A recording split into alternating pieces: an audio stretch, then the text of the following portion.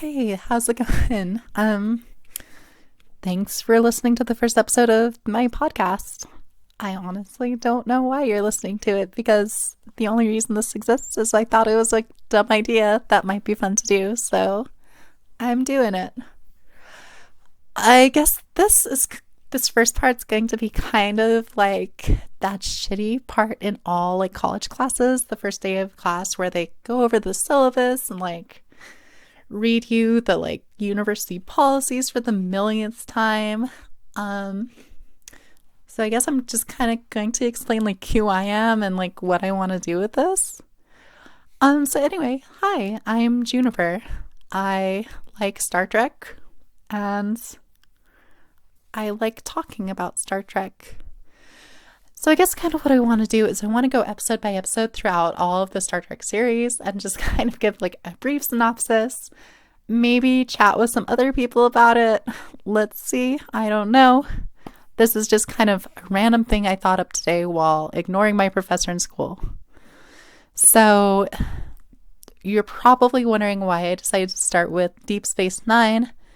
And honestly, just because like I've watched all of the series all the way through, except for Enterprise and Deep Space Nine. So I thought, might as well watch Deep Space Nine all the way through and also talk about it while I'm doing that.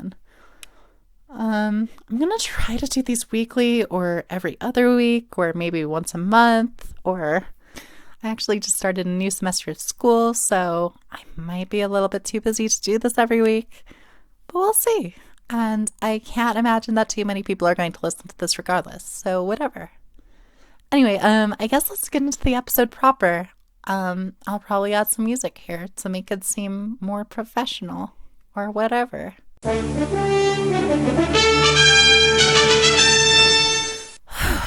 Oh, fuck. This hasn't been recording this whole time. I guess I'm gonna have to record this whole episode again. So, fun fact, this is my second time recording this. I've never really used my Tascam before, so turns out I have to like press the record button twice when it's blinking. That doesn't actually mean it's recording. That's fun. All right, so we start out the episode on Stardate 43997, which happens to be the date of the Battle of Wolf 359. If for some reason this podcast is your first foray into the world of Star Trek, first of all, you should really watch Star Trek independently because this is not going to be the most informative, like, listening experience. But if for some reason you haven't watched Star Trek, specifically The Next Generation, here is a brief description of the Battle of Wolf 359. So there's this species called the Borg. I don't actually know if you would call them a species. They're really more of a collective of other species. They're a hive mind species thing whose primary goal is to perfect life. And to accomplish this goal, they capture beings of various races and surgically alter them and implant them with cybernetic implants that remove their free will and joins them to the hive minds. One of humanity's first major encounters with the Borg was when the crew of the Enterprise D starship came into contact with them, and their captain, Jean-Luc Picard, was abducted by the Borg and turned into a drone by the name of Locutus. I don't really know why they named him Locutus, as most of the Borg have names like 3 of 10 or 7 of 9, but whatever, he's Locutus. Actually, now that I mention it, I don't really know why Borg have names or designations, as it were, to begin with. Like, do they really need designations when they are all connected by a hive mind? I don't know. I guess it's not important for this episode. And so Jean-Luc was turned into essentially the Borg's mouthpiece to communicate with the United Federation of Planets, as he was a well-respected Starfleet captain, and by capturing him and inducting him into the hive mind, that would also give the Borg intimate knowledge of all the Federation's tactics and secrets. Well, this all came to a head when the Federation made their stand against the Borg at the Battle of Wolf 359, where they sent basically all of their ships, whether they were militaristic or purely scientific, to fight one Borg cube, and everything went horrendously tits up. That's only really semi-relevant to this current episode, so anyway, now that the breakdown of Wolf 359 is done, we start the episode off on Commander Benjamin Sisko's ship, where he's receiving a broadcast from the Borg cube during the battle. On screen is Picard, or Locutus, being like, hey fams, take us to Earth or we will destroy you. I mean, we'll destroy you regardless, but if you don't take us to Earth, it'll be slow and really painful. The captain of Sisko's ship is like, fuck that. Hey, Mr. Bolian, please take our ship and basically park it right in front of the Borg cube, even though we're like a 16th its size, and it's already been shown that we can't muster enough firepower to damage a Borg cube, even on like a Galaxy-class ship. Of course, the whole front half of the ship is blown off by one hit from the Borg cube, and everything on the ship is hella toast. And when Sisko sees that a ton of people on the bridge are dead and the warp core is about to explode, he runs to grab his wife and child from their crew quarters, and oh shit. His wife Jennifer is dead AF, and his son Jake is trapped underneath a beam. So Benny Boy Sisko starts crying, and the bullying tactical officer is like, dude, she's dead, you gotta leave, otherwise you and your son are going to die. But Sisko won't listen and endangers the life of himself and his progeny before being literally dragged into an escape pod. Fast forward 3 years and we find Jake just chilling on a lake when Commander Sisko comes up and is like, hey yo son, it's time to go. Our new home on a space station around the Bajoran homeworld is ready. But don't worry, we'll take the pond, wink wink. And it turns out they've been on the holodeck of the USS Enterprise this whole time. Not like the whole time, but like just while they were at the lake. I phrased that badly. And they're coming up to an abandoned Cardassian space station. Okay, so this is the point where the credits have started, and I'm realizing that I hardcore need to pace myself, because I already have 2 pages of notes, and we're literally 6 minutes into this 2-parter that I want to fit into like 40 minutes. But what else? The Bajoran government had asked for a Federation space station to be installed around the Bajoran homeworld to offer protection against the Cardassians, who had recently ended their oppressive occupation of the Bajorans, and Commander Sisko had been chosen to be captain. But of course the station had been trashed because fuck the Cardassians. So Sisko and Commander O'Brien, his chief engineer, are bitching about how everything is so destroyed. All the residents of the station are preparing to dip after their homes were trashed, and this weird Jedi-looking dude comes up to Sisko and is like, hey friends, the prophets want to talk to you. Step into my dank hovel, please. But Benny's like, nah fam, what the hell? And we get like weird Star Wars music and intense stares from both of them. At this point it's revealed that it's actually a 90s Sierra adventure game, because even though they literally just stepped through the airlock onto the space station from the Enterprise, Miles O'Brien is like, oh hey, by the way, the captain of the ship we literally just stepped off of, once you go back onto the ship we were literally just on, and talk to him. I mean, I have watched The Next Generation. Picard literally always greets guests at the transporter room. But apparently Picard didn't feel the need to converse with the high-ranking Starfleet commander that they were going out of their way into the furthest reaches of Federation territory to transport. God forbid the captain of a starship shows the same amount of respect to one of his peers as he does to his therapist's mother. Oh shit, turns out the space station doesn't have any supplies, which Jake's being a little bitch about, which prompts Sisko to be like, hey dude, it's gonna be just like camping. I don't know about you, but I'd prefer to sleep on a space station only after the major systems have been fixed. We as the audience don't know how evil the Cardassians are yet, so O'Brien lets us know that even their architecture's evil, because fuck stairs, right? I just realized it probably sounds like I'm trashing the series, but I swear to God I'm not. I actually love Star Trek to death, but I'm apparently incapable of describing anything without it sounding dumb. Benjamin gets to meet his first in command, a Bajoran woman named Major Kira, who's hella frazzled and doesn't want to give up control of the station. Also, she totally hates the Federation and doesn't want them anywhere near the planet. I don't know why the Bajoran Provisional Government would choose a very anti-Bajoran Provisional Government person to be the liaison between the Federation and the Bajorans, but I guess it just made the most sense to the Bajoran Council for some reason. And oh shit, a Ferengi child and this dude who won't stop screaming decides to break into the supply closet and assault the noseless security officer. Sisko stops the whole thing by firing a weapon at the wall, but then decides to keep the Ferengi child Nog as a hostage to keep his uncle, an established business owner, around on the station since all the businesses are slowly leaving. So this is the part that I also really don't get. It's been well established throughout the series that the Federation has no form of currency. And every room is equipped with a replicator that can produce literally anything at no cost beyond a marginal power drain. So why would they need businesses on the space station to begin with? I understand the community aspect of it, getting people to congregate in a bar or restaurant and be social, but why would I pay latinum for fake booze when I could get booze for free from the replicator in my quarters and drink it in the same common areas? It's even later established that the drinks that are being paid for by business patrons are being created by the same ship-owned replicators, and it's a total scam. Anyway, Sisko finally gets back onto the Enterprise, and Ben is hella salty towards Picard. Like, I can kind of understand this. It's easy to associate Picard with Locutus, but when Benjamin's wife died, it wasn't Picard pulling the trigger. In fact, he was literally unable to control his actions. He was merely a flesh puppet controlled by the Borg. But whatevs, it turns out Commander Sisko doesn't actually want to be aboard DS9. He just wanted a chill planet-side assignment to raise his son, and he's contemplating quitting because of Starfleet's refusal to make a perfectly reasonable accommodation, in my opinion. Picard's like, oh shit, dude, why do you hate me? I guess if you want to quit, then whatevs. I'll tell Starfleet once we set out. By the way, the Bajoran homeworld is super fucked and we need them to join the Federation. The Bajoran people are split into factions, and Benjamin Sisko, while he remains the commander of DS9, is supposed to try to repair the divide between the people, which seems a bit crazy to me since the Federation only exists in the region to offer protection against the Cardassians. Like, the Bajorans have made it adamantly clear that they don't want Federation interference in their creation of a new government.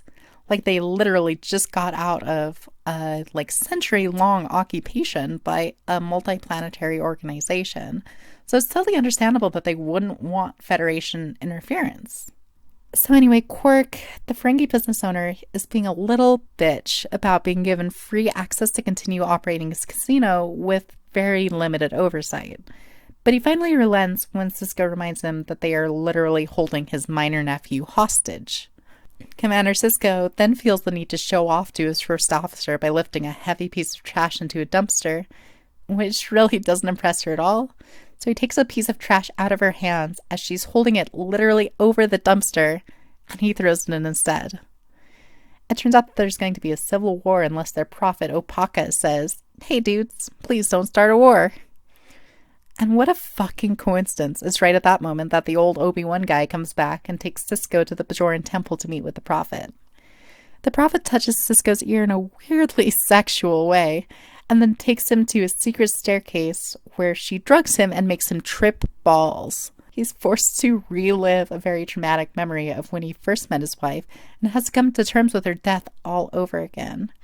Opaka had decided to make him trip his ass off rather than just tell him that there are 9 magical orbs that are foundation to the Bajoran religion, of which 8 had been stolen by the Cardassians. Only after the secret of the orbs has been revealed will the leader of the only Bajoran religion stop her planet from descending into a hella bloody civil war. I feel like telling your citizens not to fight each other takes precedence over, exploring some weird ancient artifact. Sisko's tasked with finding a temple in the stars and is given only a magical orb to find it, to which Sisko's reasonably like, what the fuck? Sisko gets back to the station and is called to the promenade where the Ferengi has set up a sketchy gambling establishment that all of the crew is patronizing instead of doing their actual fucking jobs when the space station is still mostly destroyed. I have no idea why, but Quark is still pissed the fuck off about Benjamin Sisko keeping his nephew held fucking hostage. The station finally gets their medical crew, Dr. Bashir, and their science officer, Dax, and my gay ass is crushing hard on Dax. I'm a bit ashamed to admit this, but literally the only reason I started watching the series, besides my love of the other series, is that I saw that there's a lesbian kiss in one of the episodes between Dax and another member of her species that she used to be married to. Dax is also, sort of canonically transgender, I think, as she's actually a genderless slug piloting a humanoid female. It's like the Goa'uld in, what the fuck is that series called? That's gonna drive me, Stargate. Sorry, that's completely irrelevant. Let's get back to the show. I guess that Sisko used to know Dax when she was in the body of an old man, and he's being hella transphobic about how a cisgender man could be attracted to a woman despite knowing that she used to identify as male. I promise I'm not going to rant about LGBTQ issues, but I've got to have my soapbox moments. Also, Dr. Bashir is kind of a dick because he's only on the space station to live out his cowboy fantasies. Despite seemingly being an atheist, Sisko is just like, oh yeah, let's assume that there really is an ancient temple in the sky and take everything the Bajoran prophet said as fact. Dax is then forced to also trip balls when she's fucking around with the artifact, where she relives her stomach slug being taken out of its old host and surgically implanted into her. It's weird, but it kind of reminds me of a kangaroo, the way that the slug is just like slurped into her stomach, and it kind of freaks me out a little bit, to be honest. When she comes down out of the trip, she seems entirely unconcerned that she's just been drugged by an alien artifact. The show cuts to O'Brien having a sentimental moment about his favorite transporter room on the Enterprise with Jean-Luc, and for once in his life, he gets to say energize. Also unrelated, but have you ever noticed how weirdly shaped Patrick Stewart's head is? I mean, he's not like an attractive man, it's just that his head is very like oblong. As soon as the Enterprise leaves, which just so happens to be DS9's only form of defense, the former Cardassian prefect shows up and demands the druggy Bajoran artifact so they can find the Sky Temple instead. By the way, if you've never seen a Cardassian, they look just like a wad of pale, chewed-up gum stuck onto a rescue ranger. Is that what those old action figures were called? I think that they were called Rescue Ranger. Just a sec, I'm going to cut the episode real quick. This is completely unrelated to everything. I've just gotten distracted. Okay, I was wrong. I was talking about Rescue Heroes. Rescue Rangers is a Chippendale cartoon, apparently. Anyway, I'm sorry. That's completely unrelated. So the prefect casually drops a few threats before demanding the orb some more, and then lets Sisko know that he's just going to chill on the station with his men. Dax reveals that thousands of years ago, 5 of the artifacts were found in this spatial anomaly, and many ships have been disabled and had their crew trip balls about sky temples in said spatial anomaly. The Gum Men, I can't fucking say that. The Cardassians get kicked out of the station, and security officer Odo, who just so happens to be a shapeshifter, uses that opportunity to disguise himself as a bag and sneak onto the Cardassian ship and disable it so they can't see the Starfleet station investigating the spatial anomaly.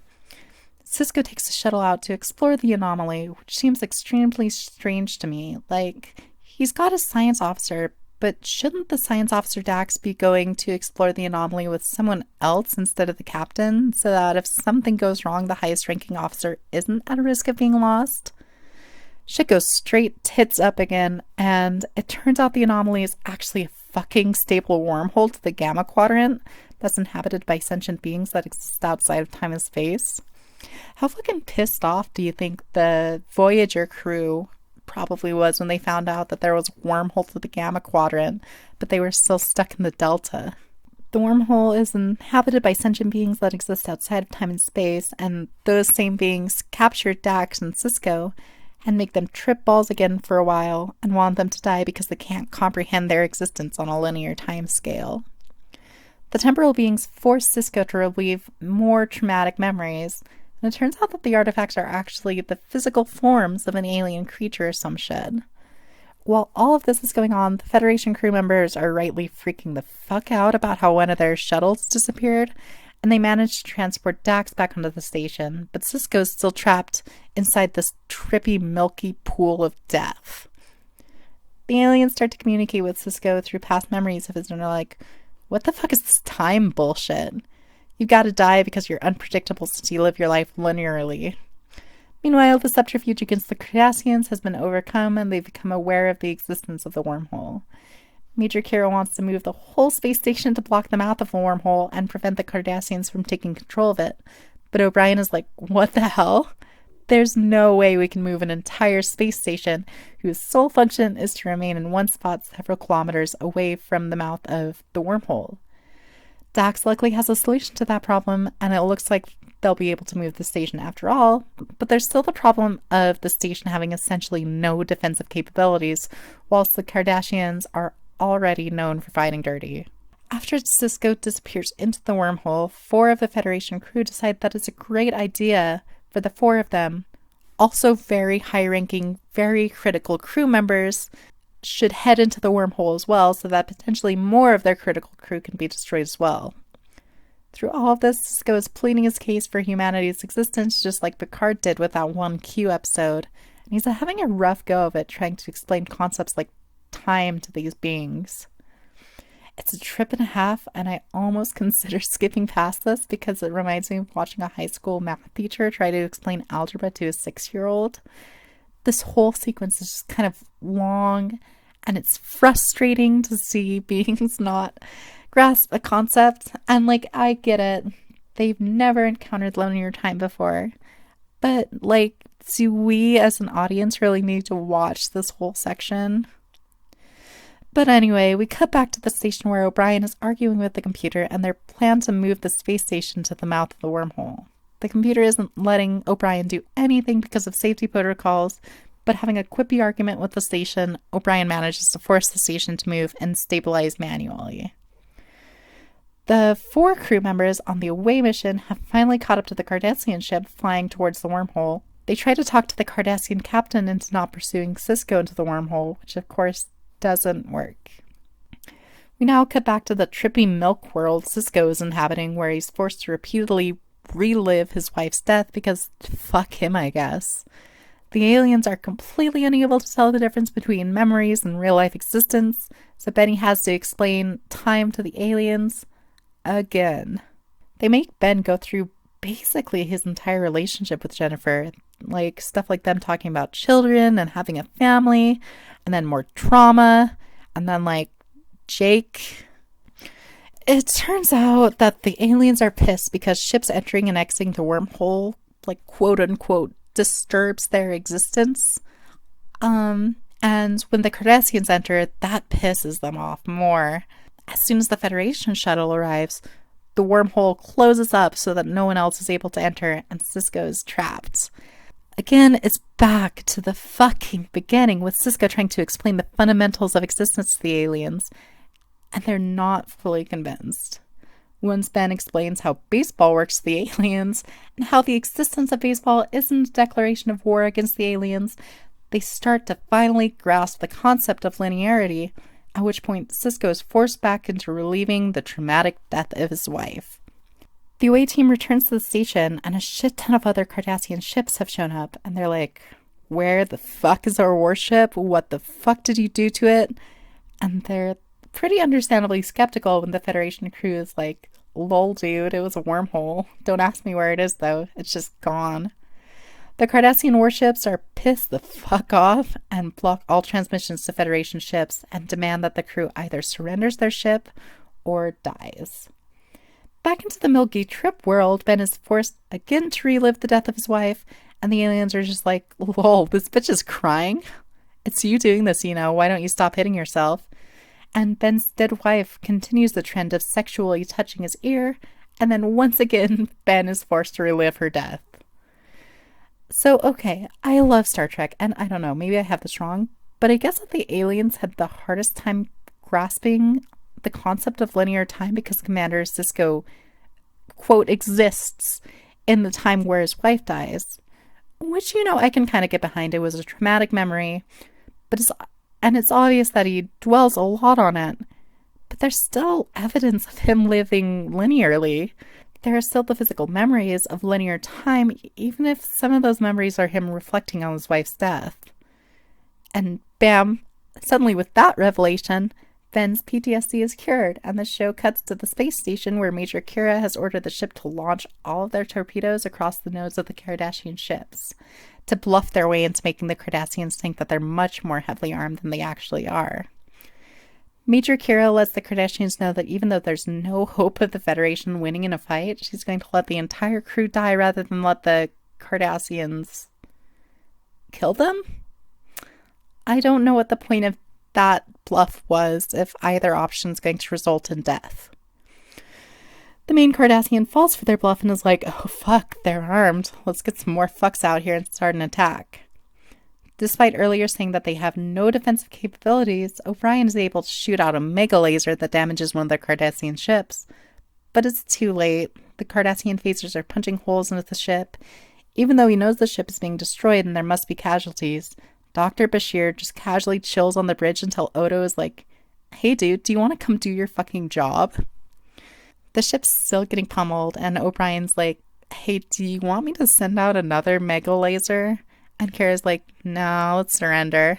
But she's cut off because Sisko managed to talk the aliens into reopening the wormhole. Now, Sisko, the Cardassians, and the aliens are all chums, and the Cardassians call off their attacks. Sisko's son shows up, there's a huge hug, and a reunion scene that's genuinely fucking adorable. And then finally the Enterprise shows back up just in time to do nothing. Sisko meets back up with Captain Picard, and this time Picard has the decency to meet Sisko in Sisko's office rather than demanding Sisko come up to the Enterprise. Sisko's just like, hey, can you ignore the fact that I said I hated this place and would quit unless you transferred me? To which Picard responds, my guy, I don't know if I can really trust your decision now. You were pretty explicit about your disdain for this place. Do you pinky promise you won't do take-backsies? And Sisko was like, yes, sir, pinky promise. At which point Picard walks off into the sunset. Everything's back to normal. Dr. Bashir still wants to be a cowboy. Quark sexually assaults a commanding officer. And the station as a whole is absolutely popping with all the new traffic that's sprung up around as a result of the newfound access to the Gamma Quadrant. So I guess that's the first episode of Star Trek. I know earlier I said I wanted this to be a 40-minute episode. That's kind of what I was aiming for, but I guess I condensed my script a little bit too much because looking at my recorder, I've only recorded 30 minutes and half of that is probably fuck ups. So once I cut this all down, it's probably going to be 15 or 20, but whatever. I'm thinking, honestly, for future episodes, I kind of want to have, some guests on.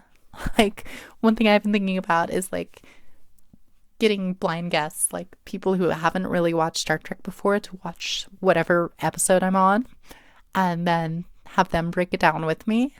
But we'll see how that goes. I'm going to try to talk some people into doing that next week. Assuming I do this again next week. Anyway, I guess I should give this a rating. This episode was all right. There were some weird parts, and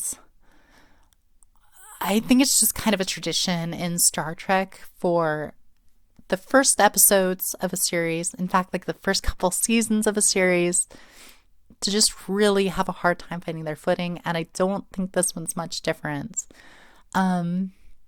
It's the first couple seasons of The Next Generation. Honestly, it's not bad, and I can see a lot of potential in this series, but the first episode was a little bit of a letdown, in my opinion. And that's coming from somebody who just finished watching Star Trek Voyager all the way through. But I'd give this episode a C+. It's not bad. And I'm the least qualified person on the planet to rate Star Trek episodes. So I guess I'll see you in the next one if anybody ever listens to this episode or the next episode. I guess that's it for now. Okay. Bye.